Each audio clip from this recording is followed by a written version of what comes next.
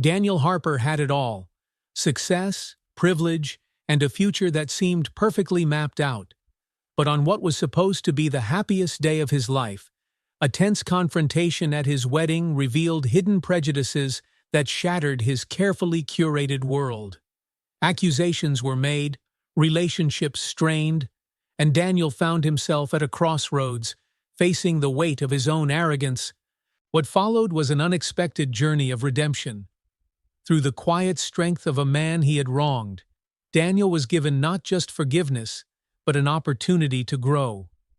As he ventured into unfamiliar territory, mentoring teens from underserved communities, challenging societal biases, and confronting his own limitations, he began to rebuild himself into a man he could be proud of. But change is never easy.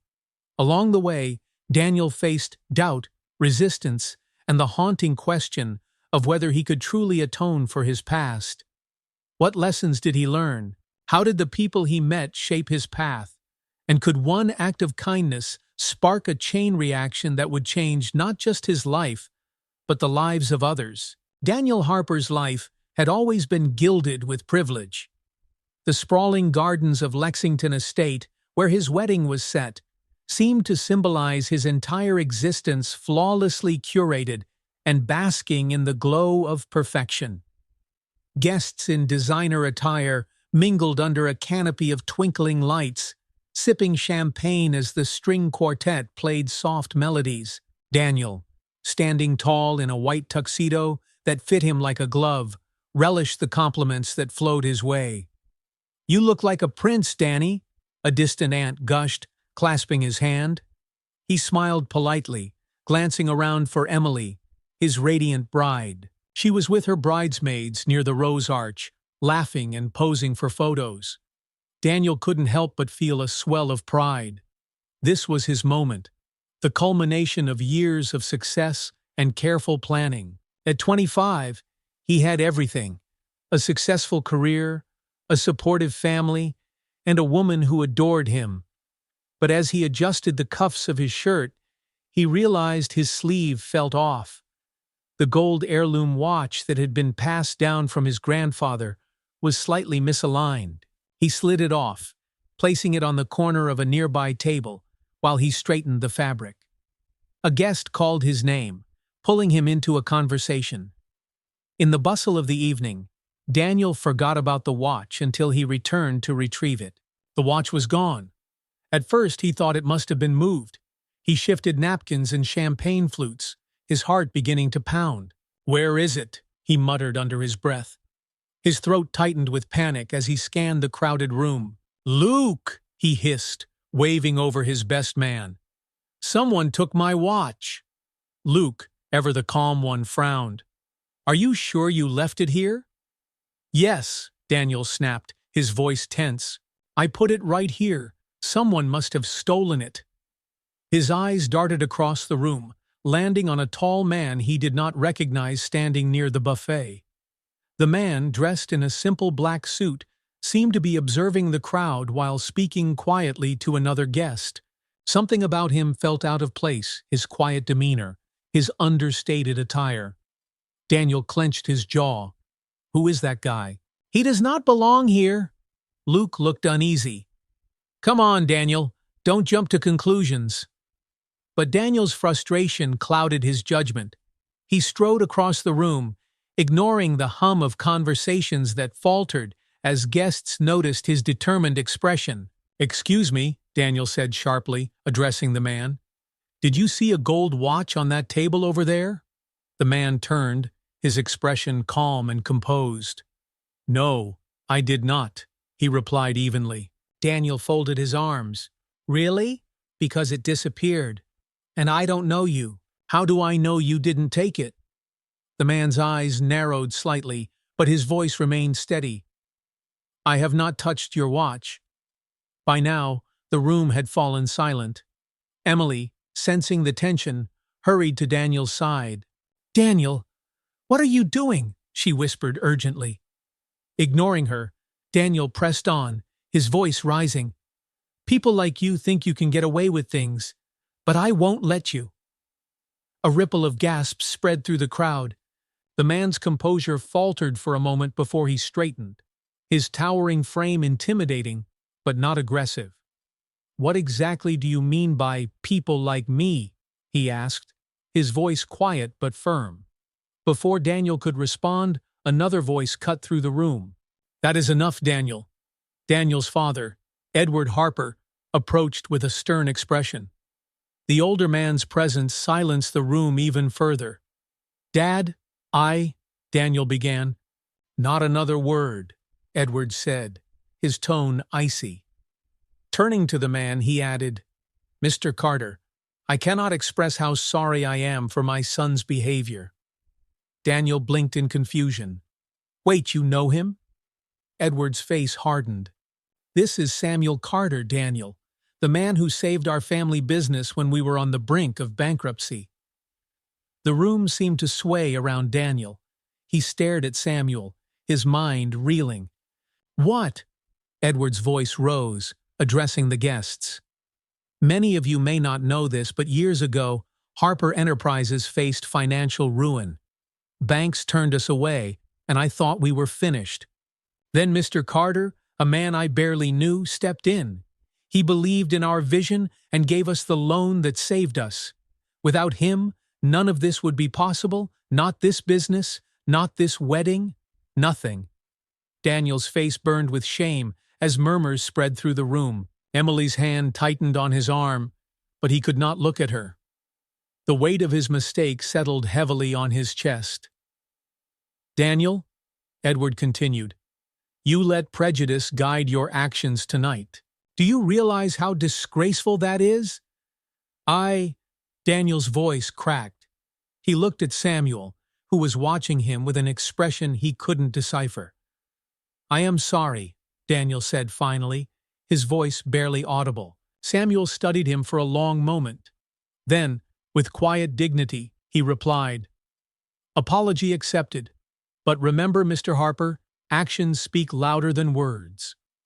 The crowd began to disperse, the tension dissipating into murmurs of disbelief. Emily led Daniel away, her expression a mixture of hurt and disappointment.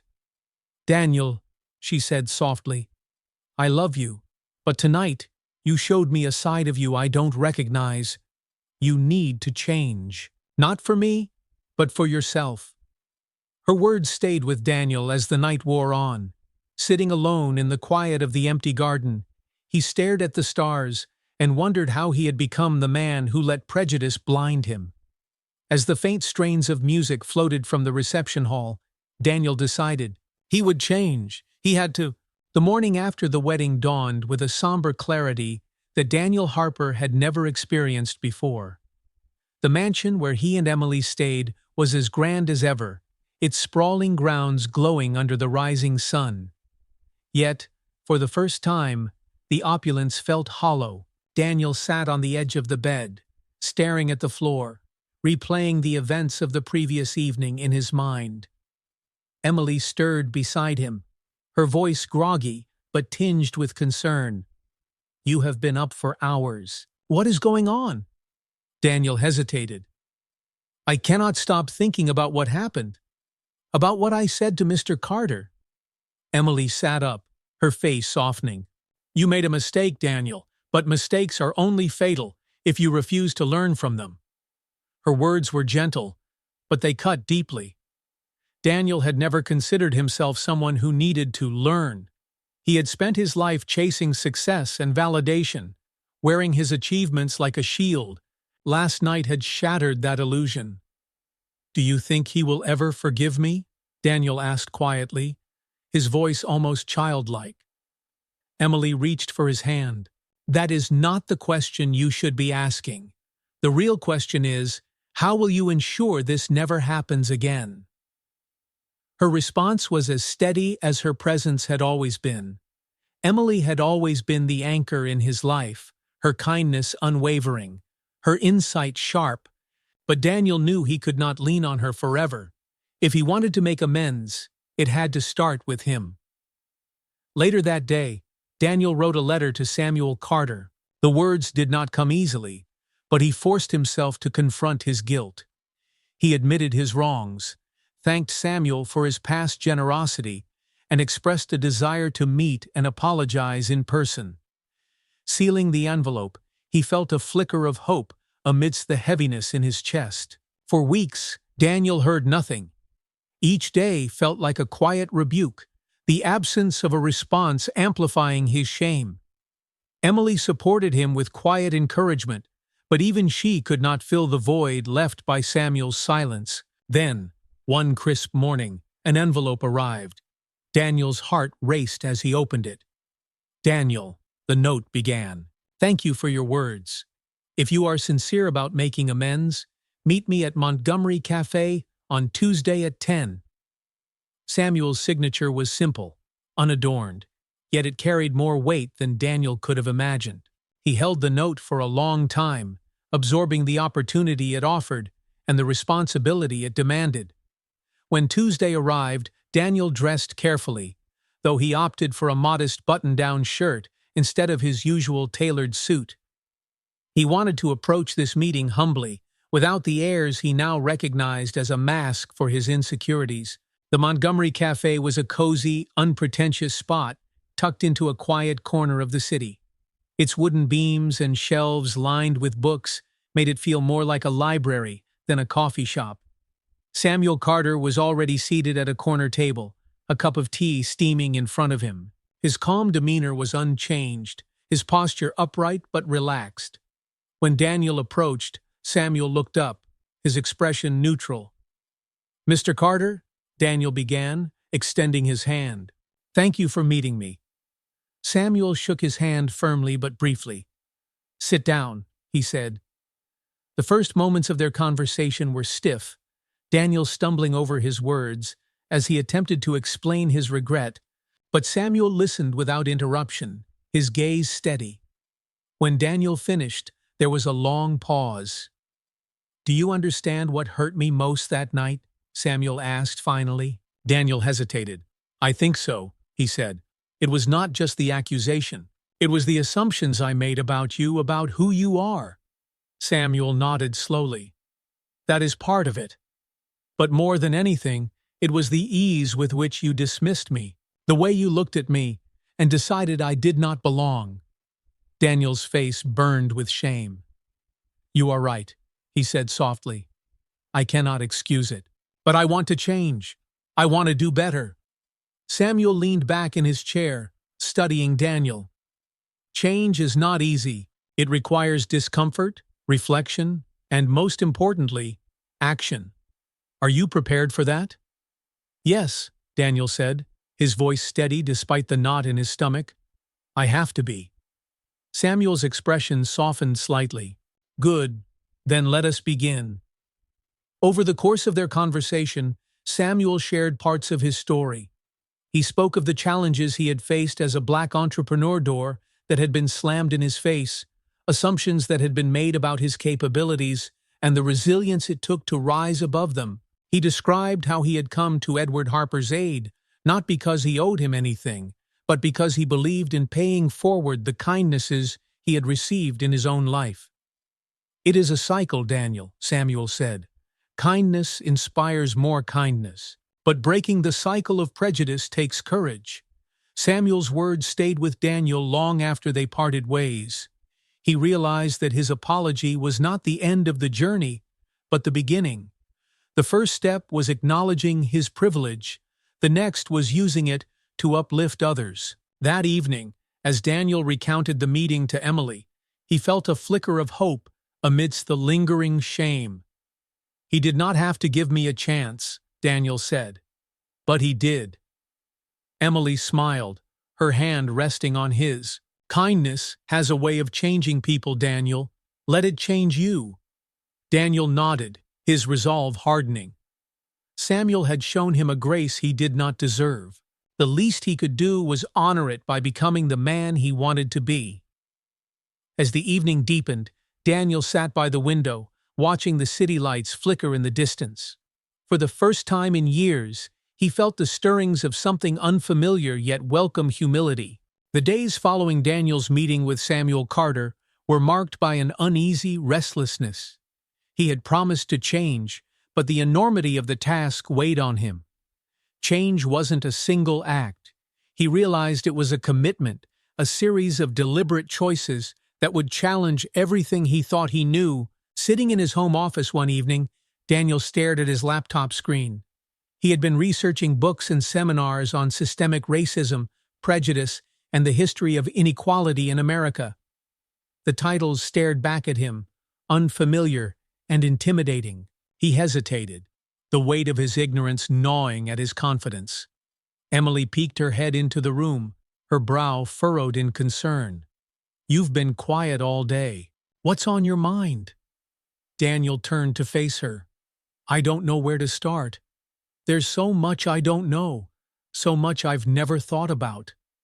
Emily walked over, placing a hand on his shoulder. "Then start small," she said gently. "One book, one conversation, one step at a time."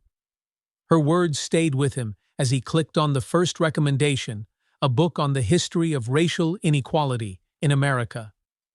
He ordered it, along with a few others, and signed up for a virtual seminar on unconscious bias. The first step was small, but it was a start. A week later, Daniel sat in his living room. The book opens on his lap. It was a Saturday afternoon, and the sun streamed through the windows, casting warm light on the room. But Daniel felt anything but warm as he read. The stories of systemic injustice, the first-hand accounts of discrimination, it was overwhelming. He closed the book, rubbing his temples. The words felt too heavy to process all at once. A part of him wanted to turn away, to retreat into the comfort of ignorance. But Samuel's voice echoed in his mind. Change requires discomfort. Emily found him staring out the window, the book lying closed on the coffee table. She sat beside him, waiting for him to speak. "It's a lot," Daniel admitted finally. "I feel guilty for not knowing, for not seeing it before." Emily nodded. "That's part of the process. But guilt isn't the goal. Understanding is. Use what you're learning to make a difference." Her words gave him clarity. He picked up the book again, determined to see it through. Over the next few weeks, Daniel immersed himself in the material, attending workshops and seeking out voices that challenged his perspective. Each step felt like peeling back a layer of ignorance, revealing truths he had never considered. One day, during a community workshop on equity, Daniel struck up a conversation with the facilitator, a passionate woman named Marcy, who worked with a local youth center. They talked about the challenges faced by underserved communities and the importance of mentorship. "I'd like to help," Daniel said, surprising even himself. Marcy raised an eyebrow. "We can always use more volunteers, but this isn't charity work, it's about showing up, consistently. Think you're ready for that?" Daniel hesitated but nodded. "I want to try." Marcy smiled. "Then come by the center next week. Let's see what you've got." The youth center was a modest building on the edge of the city, its walls adorned with murals painted by the kids who spent their afternoons there. Daniel arrived early, nervous but eager. Marcy greeted him with a clipboard and a rundown of the day's activities.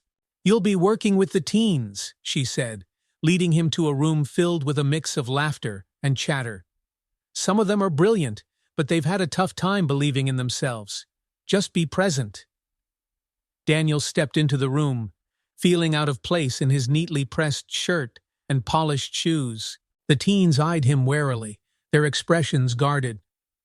"Hey, I'm Daniel," he said, forcing a smile. "I'll be helping out today." A boy near the back of the room scoffed. "Helping us with what? Math problems?" The others laughed, and Daniel felt his confidence waver. But he took a deep breath, reminding himself of Samuel's advice. It's not about proving yourself, it's about showing up. By the end of the day, he had helped a few students with their homework and joined in on a lively game of basketball. Though the kids were still wary of him, he sensed a small shift. They didn't trust him yet, but they were willing to give him a chance. In the weeks that followed, Daniel returned to the youth center regularly. He listened more than he spoke, learning about the kids' dreams and struggles. One boy, Marcus, stood out to him. At 16, Marcus was sharp and ambitious, but carried a chip on his shoulder. "You don't know what it's like for us," Marcus said one day, his tone challenging. "People like you show up, act like heroes, then disappear." Daniel didn't flinch. "You're right," he said. "I don't know, but I'm here to learn. And I'm not going anywhere." It wasn't a grand gesture, but it was enough to soften Marcus's glare. Over time, their conversations grew deeper, and Marcus began to open up about his goals: college, a career, and a life beyond the limitations he saw around him. Daniel saw glimpses of himself in Marcus, the determination, the need to prove himself, but he also saw the barriers Marcus faced, barriers Daniel had never encountered. One evening, as Daniel shared his experiences at the youth center with Emily, he felt a quiet sense of purpose. The work wasn't glamorous or easy, but it was meaningful. For the first time in his life, he felt connected to something larger than himself. "You're making a difference," Emily said, her eyes shining with pride. "Not just for them, but for you too." Daniel nodded, his heart full. The journey was far from over, but he was finally moving in the right direction. Daniel Harper's Saturdays had taken on a new rhythm. Instead of lazy mornings at home or brunches with friends, he now found himself at the youth center, surrounded by the spirited energy of the teens he worked with. The kids still treated him with a cautious detachment, but their walls were starting to crack. Marcus, in particular, had begun to linger after sessions, occasionally seeking Daniel's advice on school or life. "You keep showing up," Marcus remarked one afternoon, his tone begrudgingly respectful. "Most people don't." Daniel smiled faintly. "That's because I'm learning as much from you as you are from me." Marcus gave a skeptical snort, but didn't argue. Despite moments like these, Daniel often felt the enormity of the journey he had undertaken. The more he learned about systemic inequities, the more he recognized how blind he had been to his own privilege. It was a humbling realization, one that made him question the values he had held onto for so long. One evening, Daniel sat in his home office, reflecting on his time at the center. The room, filled with trophies from his college debate team and framed awards from his corporate achievements, suddenly felt suffocating. The accolades that had once been sources of pride now seemed hollow, relics of a life lived without much thought for others. Emily found him there, staring at a photo of himself, shaking hands with a CEO at an industry gala. "Is everything okay?" she asked, sitting on the armrest of his chair. Daniel shook his head slowly. "I look at all this and I wonder, what was it all for? All these accomplishments, they never meant anything beyond me." Emily placed a comforting hand on his shoulder. "You're being hard on yourself, Daniel. Those achievements brought you here. They gave you the tools to make a difference now." Her words offered some solace, but Daniel knew the real challenge wasn't in understanding his past, it was in shaping his future. A few days later, at the youth center, Marcy pulled Daniel aside. "You've been doing great," she said. "The kids are warming up to you. Even Marcus, though he'll never admit it." Daniel smiled, but Marcy's tone grew more serious. "Now, I need to ask something more of you," she continued. "We're organizing a mentorship panel next month. Community leaders, former mentees who've made it big. It's a chance for the kids to see what's possible. I want you to speak." Daniel blinked, taken aback. "Me? I'm not sure I'm qualified for that." Marcy arched an eyebrow. "You're more qualified than you think. The kids respect you because you show up. That's half the battle. Just tell your story. Be honest." Daniel hesitated, the idea of standing in front of an audience daunting, but he nodded. "Okay, I'll do it." In the weeks leading up to the panel, Daniel worked tirelessly to prepare. He reflected on the lessons he had learned about humility, privilege, and the power of connection. But as the date approached, doubt crept in. What if his story wasn't enough? What if he let everyone down? The morning of the panel, Daniel sat in the youth center's small conference room, his hands clasped tightly together. Marcy entered, her usual no-nonsense demeanor softened by a reassuring smile. "Nervous?" she asked. "Terrified," Daniel admitted. Marcy chuckled. "That's a good sign. It means you care. Just speak from the heart. The rest will follow." When Daniel stepped onto the stage that evening, the room was filled with teens, parents, and community members. Marcus sat near the back, his expression unreadable. Daniel took a deep breath, his heart pounding in his chest. "Good evening," he began, his voice steady despite his nerves. "My name is Daniel Harper, and I'm here because I've been on a journey that started with a mistake." He recounted the incident at his wedding, the shame he had felt, and the lessons Samuel Carter had taught him. He spoke about the importance of facing one's biases and the transformative power of kindness and understanding. "The truth is, I came here thinking I could help others," Daniel said, his gaze sweeping the audience. "But I've realized that the people I thought I was helping have helped me far more. They've shown me what resilience looks like. They've taught me the value of listening, of showing up, and of never underestimating the power of believing in someone."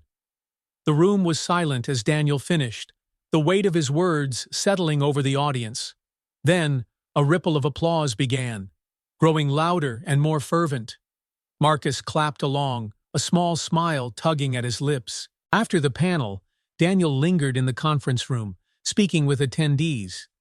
Marcus approached him, his usual guarded expression replaced with something softer. "You did good," Marcus said, his tone grudging but sincere. Daniel smiled. "Thanks, Marcus. That means a lot." For the first time, Marcus didn't deflect or joke. Instead, he nodded, his respect for Daniel evident in his quiet demeanor. Later that night, Daniel returned home, exhausted but fulfilled.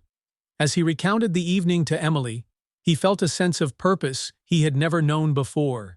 "You've come a long way," Emily said, her eyes shining with pride. "But I think this is just the beginning." Daniel nodded, her words echoing the truth he felt in his heart. The journey was far from over, but he was ready for whatever came next. The mentorship panel had left Daniel feeling a deep sense of purpose, but it also brought a heightened awareness of the responsibility he had taken on. Every interaction at the youth center now felt weightier, charged with the realization that his words and actions could ripple far beyond what he could see. He had become someone the teens were starting to trust, and he was determined not to let them down. The following Saturday, Daniel arrived at the center early. He had been working with Marcus on his college applications, and they were set to finalize an essay that morning. The building was quiet, except for the faint buzz of the overhead lights and the occasional echo of footsteps from other volunteers. Marcus arrived 15 minutes late, as usual, his backpack slung lazily over one shoulder. "Sorry," he muttered, dropping into the chair across from Daniel. Daniel smiled. "You're getting closer to on time. I'll take that as progress." Marcus rolled his eyes but smirked. "Let's get this over with." They dove into the essay, refining Marcus's ideas and tightening his phrasing. As they worked, Daniel noticed how sharp Marcus's mind was, how naturally his thoughts flowed once he found his rhythm. "This is good," Daniel said as they wrapped up. "Really good. Colleges are going to see your potential, Marcus." Marcus shrugged, though his expression betrayed a flicker of pride. "If they even bother reading it." "They will," Daniel said firmly. "And even if one school doesn't see it, another will. You just need one door to open." Later that day, Daniel stayed behind to help clean up. As he was stacking chairs, Marcy approached him. "Good work with Marcus," she said. "He's a tough one, but he respects you."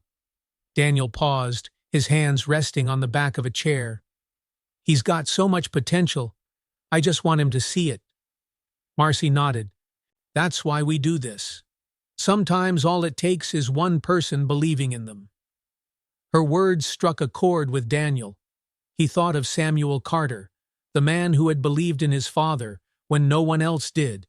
That belief, had saved their family, their business, and by extension, Daniel's future. And now, he realized, he had the chance to pass that gift forward. The next week, Daniel arrived at the youth center with a surprise for Marcus. He had arranged for a friend, a college admissions counselor, to review Marcus's essay and provide feedback. When Marcus found out, his expression flickered between skepticism and surprise. "You didn't have to do that," Marcus said. "I know," Daniel replied, "but I wanted to. You're capable of great things, Marcus. Sometimes it just takes a little help to get there." Marcus didn't say much, but the way he lingered after their session spoke volumes. For the first time, Daniel felt like he was truly breaking through the boy's defenses.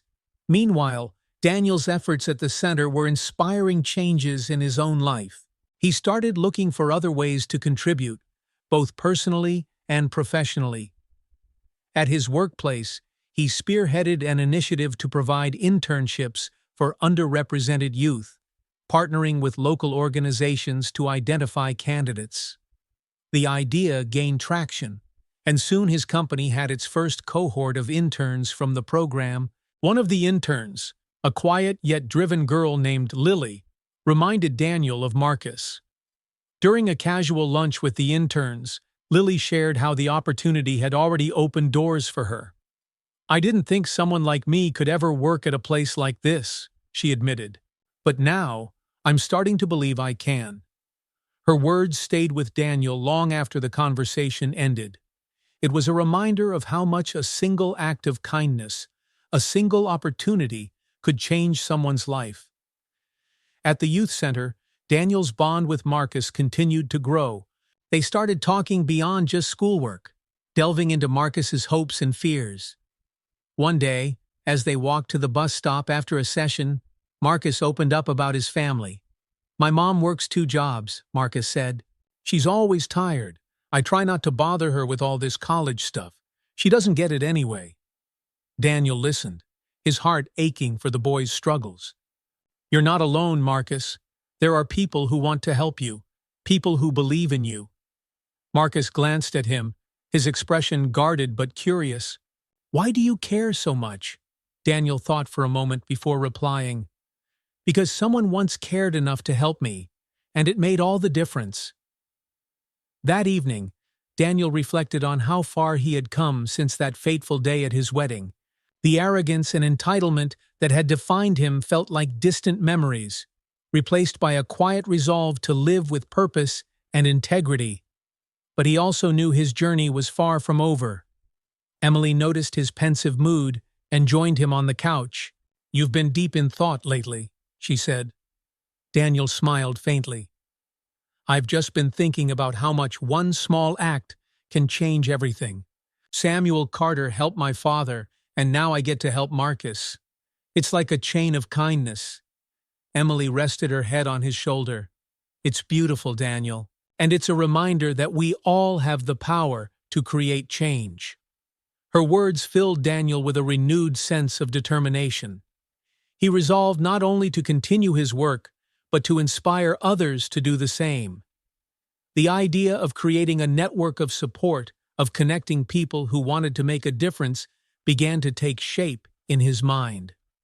As the weeks went on, Daniel found himself becoming a fixture at the youth center. The teens began to greet him with smiles instead of skepticism, and even Marcus seemed to genuinely enjoy their sessions. The changes were subtle but meaningful, and Daniel felt a sense of fulfillment he had never known before. But he also knew that his journey was just one piece of a larger puzzle. The world was full of challenges and injustices, and while he couldn't fix everything, he could make his corner of it a little better.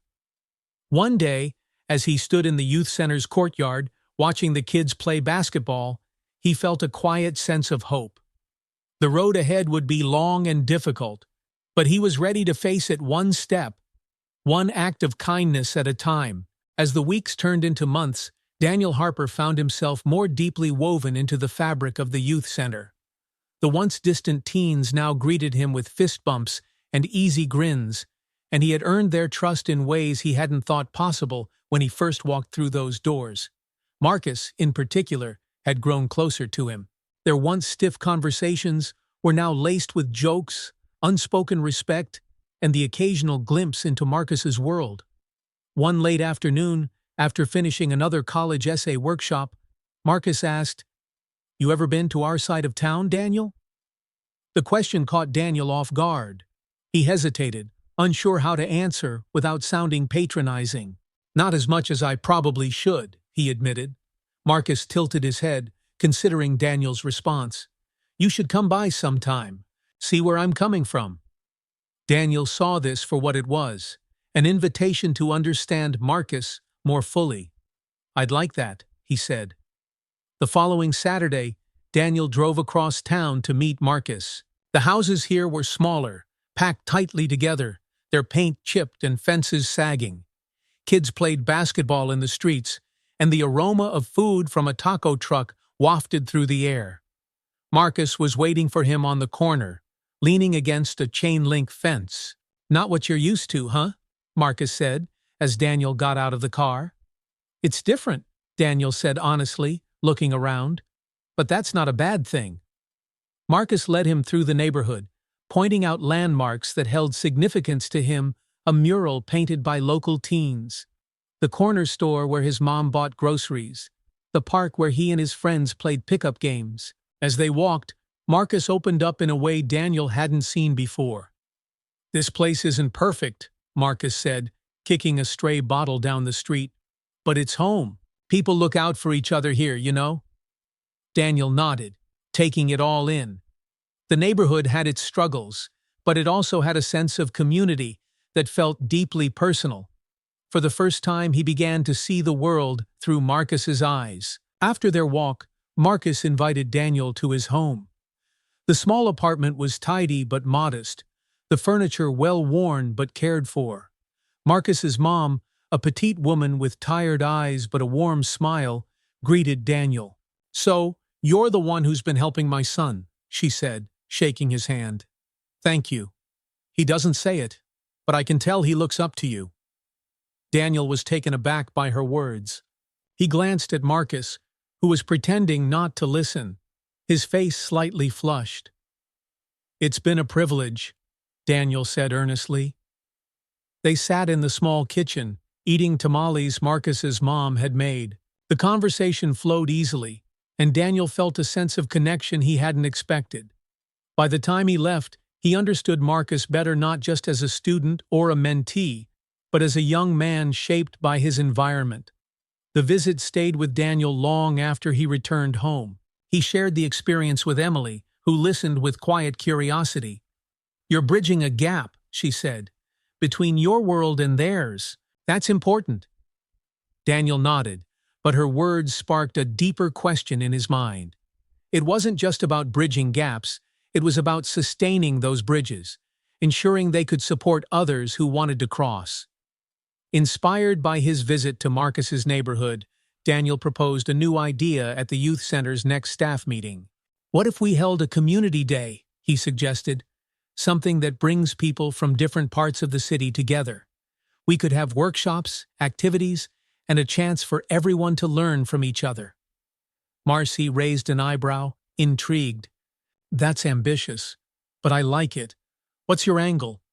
Daniel hesitated, choosing his words carefully. "I want to show the kids and the adults that our differences don't have to divide us, that we can build something better together." The idea gained momentum, and soon the youth center was buzzing with plans for the event. Volunteers signed up to run activities, local businesses donated supplies, and parents from both sides of town offered to help with food and logistics. The day of the event dawned bright and sunny, the air filled with the hum of anticipation. The youth center's courtyard was transformed into a vibrant space, with booths showcasing art projects, a stage for performances, and picnic tables laden with food. People from all over the city began to arrive, families, teens, and community leaders mingling together. Daniel worked tirelessly, greeting guests, coordinating volunteers, and making sure everything ran smoothly. He caught glimpses of Marcus leading a basketball clinic, his confidence shining as he coached younger kids. It was a proud moment, one that reminded Daniel why he had started this journey in the first place. As the day wound down, Daniel stood at the edge of the courtyard, watching the sunset paint the sky in hues of orange and pink. Marcus joined him, a bottle of water in hand. "Not bad, huh?" Marcus said, gesturing to the bustling scene. "Not bad at all," Daniel agreed, a smile tugging at his lips. "You did great out there." Marcus shrugged, but his pride was evident. "Guess I learned from the best." They stood in companionable silence for a moment before Marcus spoke again. "You know, you're not like most people who come around here. You actually care." Daniel turned to him, his expression serious. "That's because people like you taught me what it means to care. I'm just trying to pay it forward." Marcus nodded, a rare smile breaking across his face. For the first time, Daniel felt like they were truly standing on equal ground. That evening, as Daniel returned home, he felt a deep sense of fulfillment. The community day had been a success, but more importantly, it had shown him the power of connection and understanding. Emily greeted him at the door, her smile warm. "How was it?" "Better than I could have imagined," Daniel said, his voice filled with quiet gratitude. As they sat together, reflecting on the day, Daniel realized that his journey wasn't just about personal growth. It was about creating opportunities for others to grow, too. The bridges he was building weren't just for him. They were for everyone willing to take the first step toward a better future. The success of the community day was a high point for Daniel Harper, but the weeks that followed brought unexpected challenges. With his growing involvement at the youth center and his push for workplace initiatives, Daniel found himself under scrutiny from both skeptics in his personal life and doubters in his professional circle. "You're really putting a lot of time into this mentoring thing," one of his old friends, Jake, said over lunch. His tone was casual, but the words carried an edge. "Is this about making yourself feel better?" Daniel frowned, setting his fork down. "It's not about me, Jake. It's about making a difference." Jake leaned back in his chair, smirking. "Sure, but come on, man. You've got a career to think about. Spending all your time with these kids? It doesn't exactly scream upward mobility." The comment stung more than Daniel cared to admit.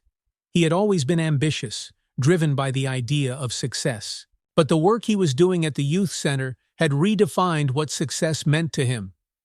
It wasn't about titles or accolades anymore, it was about impact. "I guess we have different definitions of success," Daniel said evenly, his voice tinged with disappointment. The tension wasn't confined to his social life. At work, Daniel's push for inclusive hiring practices and internships was met with resistance from some of his colleagues. "Are we really prioritizing the best candidates?" one manager questioned during a meeting. "Or are we just checking diversity boxes?" Daniel kept his composure, though the remark made his stomach churn. "We're prioritizing opportunity," he said firmly. "When we widen the pool, we get talent that others overlook. That's not about boxes, it's about potential." Despite his conviction, Daniel felt the strain of defending his efforts. The pushback reminded him of how deeply ingrained biases could be, even among people who prided themselves on being progressive. It was exhausting, but Samuel Carter's words stayed with him. The work isn't about proving others wrong, it's about doing what's right. The youth center, once his refuge, also became a source of challenge. As the kids began to trust him more, they opened up about struggles that Daniel couldn't easily fix. Marcus, for instance, confided that his financial aid application was rejected due to a clerical error. "I'm not going to get into college without it," Marcus said, his frustration barely contained. "What's the point of even trying?" Daniel felt a pang of helplessness. He wanted to promise Marcus that everything would work out, but he knew it wasn't that simple. Instead, he offered a steady voice. "We'll figure it out, Marcus. I'll help you appeal the decision." Marcus scoffed. crossing his arms. Yeah, right. Like they're gonna listen to me. They'll listen, Daniel said, because we won't let them ignore you. For the next week, Daniel worked with Marcus to draft an appeal, gathering the necessary documentation and reaching out to the financial aid office. It was a grueling process, filled with bureaucracy and delays, but Daniel refused to give up. One evening, as they sat in the youth center's computer lab, Marcus glanced at Daniel. Why are you doing all this? Most people would have bailed by now. Daniel leaned back in his chair, meeting Marcus's gaze. Because I see something in you, Marcus, and I want you to see it too. Marcus didn't respond immediately, but his guarded expression softened. Thanks, he said quietly. I mean it. The following week, Marcus received a letter from the financial aid office. His appeal had been approved. I'm in, Marcus said, his voice tinged with disbelief as he handed the letter to Daniel. They're covering most of my tuition. Daniel felt a surge of pride as he read the letter. You earned this, Marcus. All of it. For the first time, Marcus's confidence didn't seem like a mask. He stood a little taller, his grin unguarded and genuine. Guess I owe you one, he said, though his tone lacked its usual sarcasm. You don't owe me anything, Daniel said.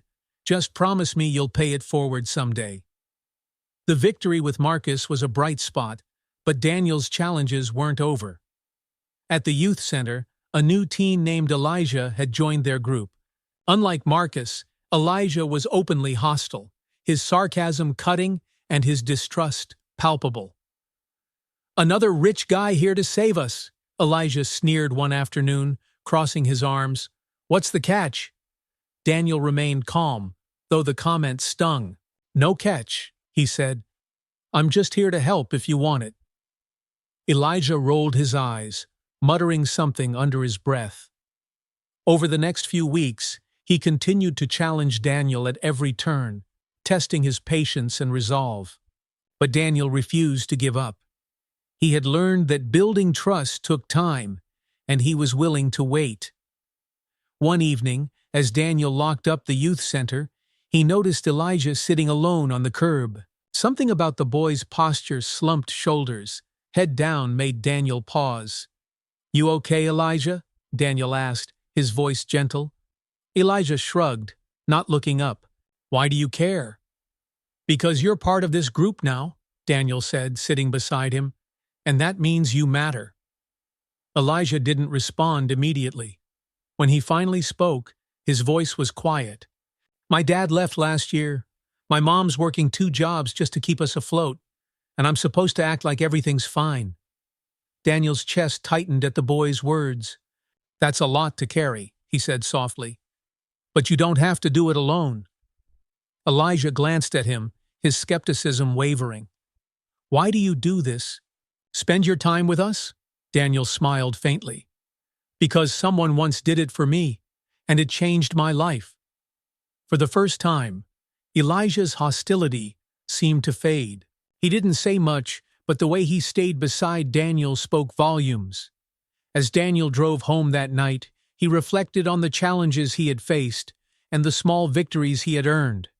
The work was harder than he had ever imagined, but it was also more fulfilling than anything he had done before. Each hurdle, each moment of doubt, only strengthened his resolve. Emily was waiting for him when he walked through the door, her expression soft but concerned. Long day, she asked. Daniel nodded, sinking onto the couch beside her. But a good one, he said, his voice tinged with quiet pride. I think I'm starting to get through to them. Emily rested her head on his shoulder, her smile warm. You're doing something amazing, Daniel. And no matter how hard it gets, I know you'll keep going. Her faith in him was a balm to his weary soul. As he closed his eyes, Daniel felt a renewed sense of purpose. The journey was far from over, but he was more determined than ever to see it through. The days after Daniel's late-night conversation with Elijah brought an unexpected shift. The boy, who had once challenged every word out of Daniel's mouth, began to soften. It wasn't dramatic. Elijah still held on to his sarcasm like armor, but he lingered after sessions more often, and even offered hesitant nods during discussions. One afternoon, Elijah approached Daniel as the teens filtered out of the youth center. "Hey," Elijah muttered, stuffing his hands into his pockets. "You busy?" Daniel looked up from the stack of papers he was organizing. "For you? Never. What's on your mind?" Elijah hesitated, his usual bravado replaced by a flicker of vulnerability. "I've got this science project for school. It's due Monday and I'm stuck." Daniel smiled, hiding his surprise. "Let's take a look." They worked at one of the center's tables, Elijah explaining the project in halting terms. It was a basic engineering assignment designing a bridge out of toothpicks and glue, but it clearly mattered to him. "I want it to hold more weight than anyone else's," Elijah said, his tone tinged with determination. "But every time I try, it breaks." Daniel leaned over the sketches Elijah had made, pointing out a weak joint. "Here, the glue isn't distributing the weight evenly. If you reinforce this section, it should hold." Elijah frowned, studying the diagram. "You think?" "I know," Daniel said. "And if it doesn't work, we'll try something else. That's how you learn." They spent the next 2 hours refining Elijah's design, testing different methods until they found a solution. By the time they finished, Elijah's bridge was sturdy enough to support double the weight required. "This is solid," Daniel said, genuinely impressed. "You've got an engineer's brain, Elijah." The boy's face lit up with a rare, unguarded smile. "Thanks," he said. "I couldn't have done it without you." That small success marked a turning point in their relationship. Over the following weeks, Elijah opened up more, sharing pieces of his life that helped Daniel understand him better. The boy's sharp edges began to soften, and his confidence grew not just in his schoolwork, but in how he carried himself. But Elijah wasn't the only one changing. Daniel found himself evolving too. Working with the teens had reshaped his priorities, grounding him in a sense of purpose he had never felt in his corporate life. The once clear path of climbing the career ladder now felt secondary to the impact he was making at the youth center. One evening, as Daniel was leaving the center, he received a call from Samuel Carter. It had been months since they last spoke, and Daniel's chest tightened with a mix of excitement and nerves. "Good to hear from you, Mr. Carter," Daniel said, stepping into the quiet parking lot. "I've been keeping an eye on your work," Samuel said, his tone calm but warm. "Marcy tells me you've become a fixture at the center." Daniel felt a swell of pride. "It's been the most fulfilling thing I've ever done." "I can see that," Samuel replied. There was a pause before he continued. "I want to invite you to an event next month. It's a fundraiser for a scholarship program I'm launching. I think it's time for you to share your story." Daniel's heart skipped a beat. "You want me to speak?" "Not just speak," Samuel said. "Inspire. Show others what's possible when we choose to grow."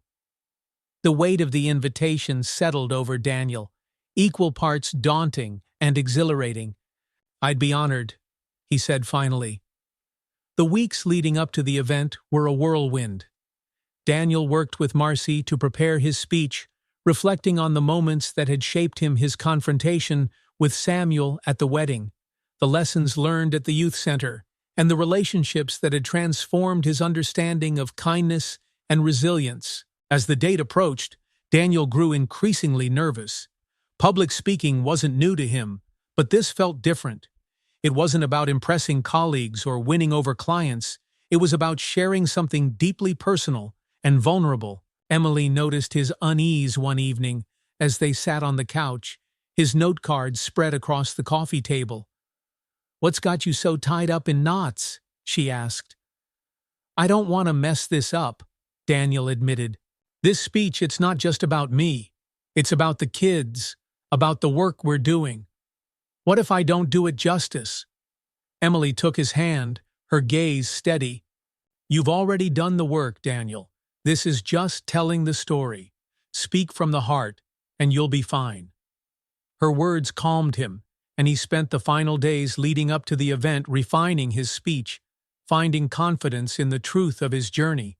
The night of the fundraiser arrived, and Daniel stood backstage at the elegant venue, the murmur of the crowd filtering through the curtains. Samuel found him there, his presence steady and reassuring. "Nervous?" Samuel asked. Daniel nodded, managing a faint smile. "Terrified." "Good," Samuel said, his tone firm. "That means you care. Now go out there and tell them why." When Daniel stepped onto the stage, the room fell silent. Hundreds of faces looked up at him, expectant and curious. He took a deep breath, gripping the edges of the podium. "Good evening," he began. "My name is Daniel Harper, and I'm here because of a mistake." The crowd shifted slightly, intrigued. Daniel recounted the events of his wedding day, his confrontation with Samuel, and the shame that had followed. He spoke about the lessons he had learned, the importance of humility, the power of kindness, and the necessity of confronting one's biases. "But this isn't just my story," Daniel said, his voice steady.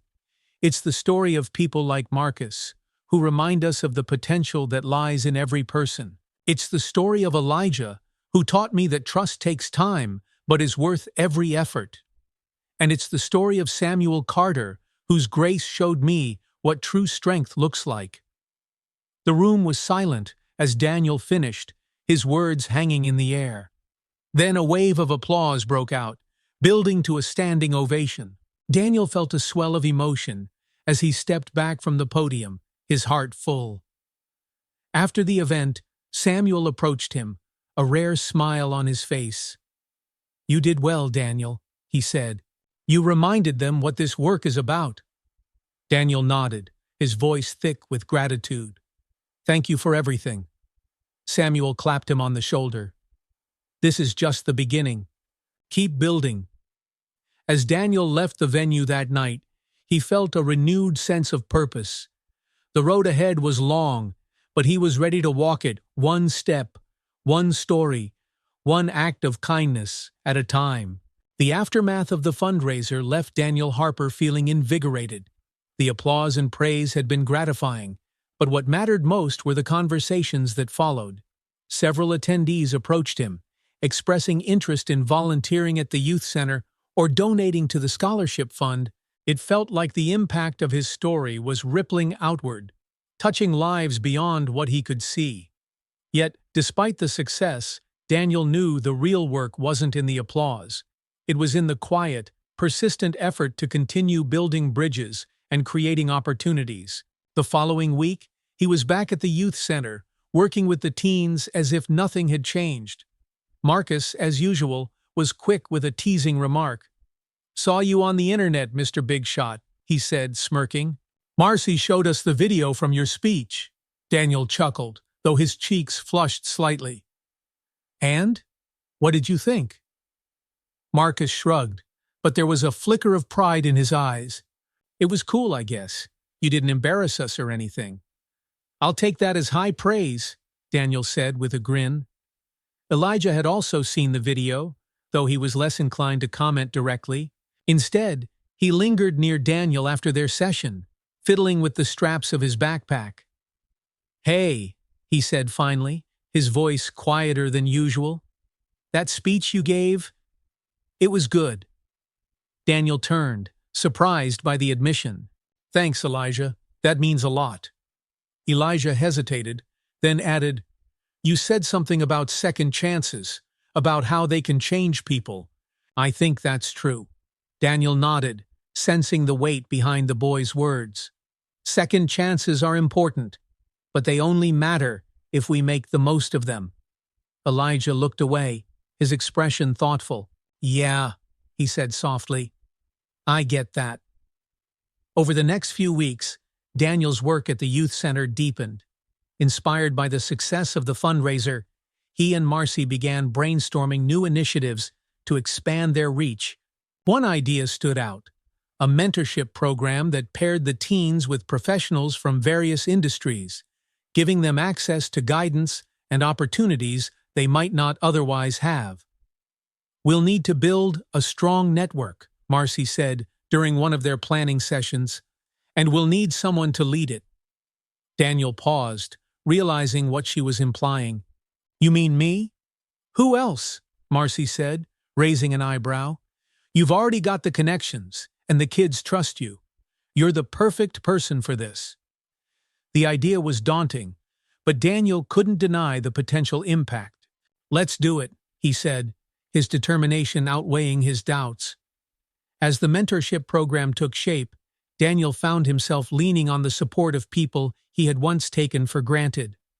Emily, as always, was his rock, offering encouragement and insight when he felt overwhelmed. His father, Edward, also became an unexpected ally. "I'm proud of what you're doing, son," Edward said one evening as they sat in Daniel's kitchen. "This is the kind of legacy that truly matters." The words meant more to Daniel than he could express. His relationship with his father had grown stronger since the wedding incident, forged through shared understanding and mutual respect. Edward's support felt like a validation of the path Daniel had chosen.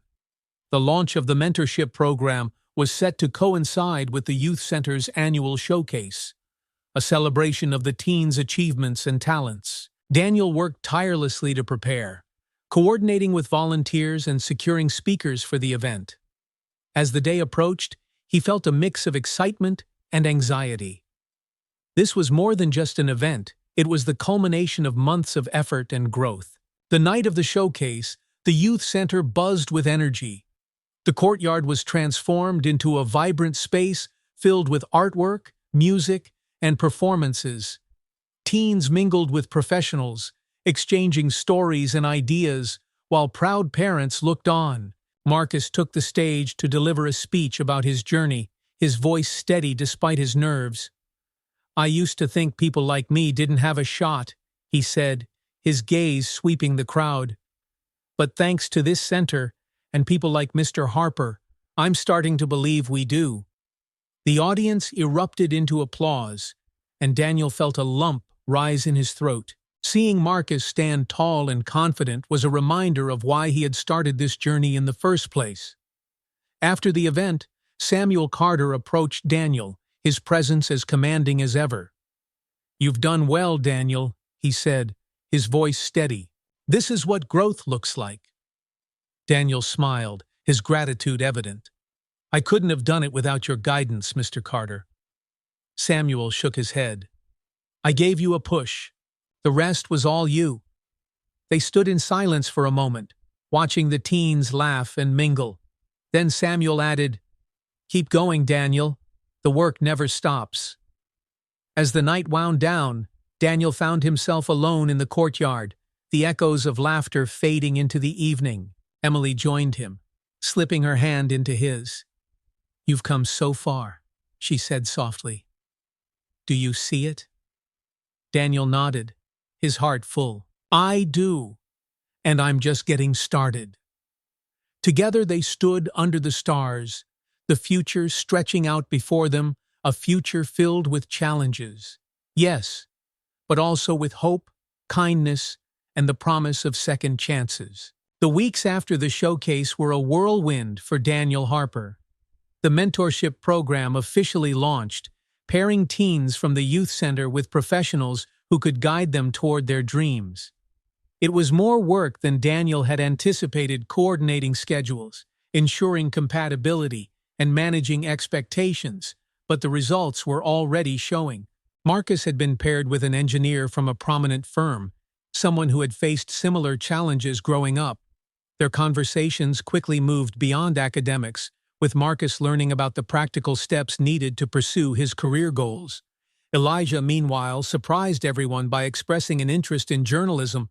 Through the program, he connected with a local reporter who encouraged his curiosity and helped him refine his writing skills. "It feels real now," Elijah admitted one day, handing Daniel an article draft. "Like maybe I can actually do this." Daniel smiled, pride swelling in his chest. "You can, Elijah, and you will." While the mentorship program thrived, Daniel also saw changes in himself. His work at the youth center had shifted his perspective on success and purpose, and those changes began to ripple through other areas of his life. At his job, he continued pushing for more inclusive practices, and though the resistance persisted, his determination never wavered. His efforts didn't go unnoticed. One day, his supervisor pulled him aside after a meeting. "You've been making waves," she said, her tone more curious than critical. "What's driving you, Daniel?" Daniel hesitated, then answered honestly, "I want to create opportunities for people who've been overlooked. It's not just good for them, it's good for all of us." The response seemed to catch her off guard, but she nodded thoughtfully. "Keep at it. You're onto something." As the months passed, Daniel found himself reflecting on the journey that had brought him here. The wedding confrontation with Samuel Carter felt like a lifetime ago, but its impact still reverberated through every decision he made. He often thought about how easily things could have gone differently, how one moment of grace from Samuel had sparked a transformation that might never have happened otherwise.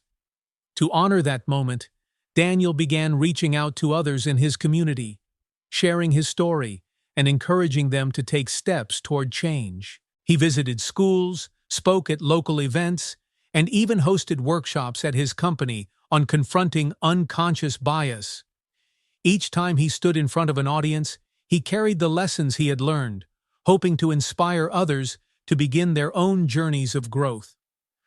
One evening, as Daniel and Emily prepared for a family gathering, he found himself lost in thought. The gathering was a milestone celebration for his father's company, a chance to reflect on its history and the people who had made its success possible. "You're nervous," Emily said, watching him adjust his tie for the third time. "A little," Daniel admitted. "This isn't just another dinner. It's a reminder of everything that's changed." Emily smiled, stepping closer to straighten his tie. "Then let it be a celebration of that change. You've earned it." Her words gave him the confidence he needed. Together, they headed to the event, their steps in sync as they walked into the grand hall. The gathering was held at an elegant venue, its high ceilings and sparkling chandeliers a testament to the company's enduring legacy. Guests mingled over drinks, sharing stories and laughter, while a string quartet played softly in the background. Daniel scanned the room, his eyes landing on Samuel Carter. The man stood near a window, speaking with his father, Edward. The sight of them together, the past and present intertwined, filled Daniel with a profound sense of gratitude. As the evening progressed, Edward called for everyone's attention, his voice carrying easily over the hum of conversation. "Ladies and gentlemen," he began, raising a glass, "tonight we celebrate not just the success of Harper Enterprises, but the people who made it possible." He paused, his gaze sweeping the room. "Years ago, when this company faced its darkest hour, a man believed in us when no one else would. That man is Samuel Carter." The room erupted into applause as Samuel nodded graciously, his calm demeanor unwavering. Edward continued, his voice steady. "Samuel, your kindness didn't just save our business, it taught us the value of trust, generosity, and second chances. And tonight, I'm proud to say that those lessons have shaped my son, Daniel, into the man he is today." Daniel felt a lump rise in his throat as his father gestured for him to join them at the front of the room. Taking a deep breath, he stepped forward, his heart pounding. When he reached the podium, he turned to Samuel, meeting the man's steady gaze. "Mr. Carter," he began, his voice steady despite the emotion threatening to overwhelm him. "Thank you for your grace, your faith in my father, and your belief in second chances. Your kindness changed our lives, and I promise to honor it every day." Samuel's faint smile was all the encouragement Daniel needed. Turning back to the crowd, he raised his own glass. "To kindness," he said, his voice carrying across the room. "To second chances. And to the future we can build together." As the guests clinked glasses and the evening unfolded, Daniel felt a deep sense of fulfillment. The journey that had begun with a mistake had brought him full circle, transforming not just his life, but the lives of those around him. Later, as he and Emily stood by the window, watching the city lights flicker in the distance, she rested her head on his shoulder. "You've done something amazing," she said softly, "and you're not done yet." Daniel smiled, his gaze fixed on the horizon. Not even close. Together they stood in the quiet glow of the evening, ready to face whatever came next with resilience, kindness, and hope lighting their path. Daniel's story reminds us all of the transformative power of kindness, resilience, and second chances. It's a testament to how one moment of grace can ripple outward, touching lives and inspiring change in ways we can't always see.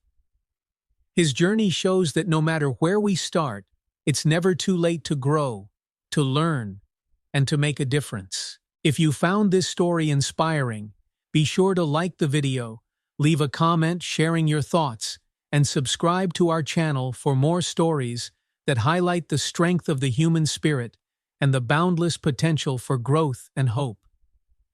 Together, let's build a community that celebrates compassion, understanding, and the incredible power of second chances. Thank you for watching, and we'll see you in the next story.